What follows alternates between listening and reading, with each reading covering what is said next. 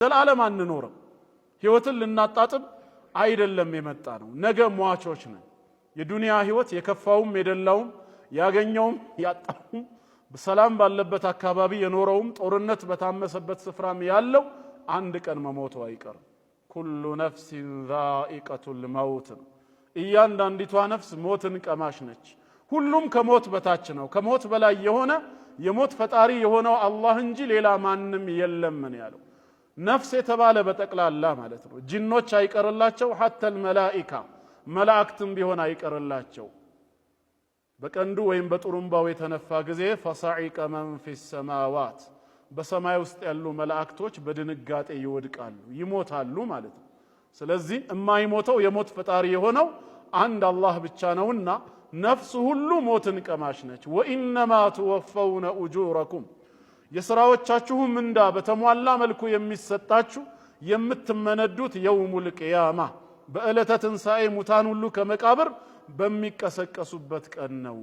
ታዲያ የዛኔ ፈመን ዙሕዚሐ ዐኒ ናሪ ወኡድኺለ አልጀና፣ ከጀሃነም እሳት እንዲርቅ የተደረገና በአላህ ተውፊቅ ጀነት የተገባ ሰው ይላል ጌታችን። አላህ ከነሱ ያደርገን።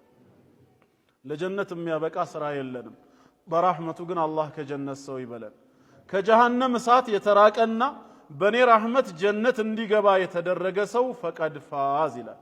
በርግጥም ስኬታማ እድለኛ ሆነ ይላል። ትልቁ እድል ማለት ከአላህ ቁጣና ቅጣት ድኖ የዘላለም ህይወት የሆነውን ጀነትን መውረስ ነውና።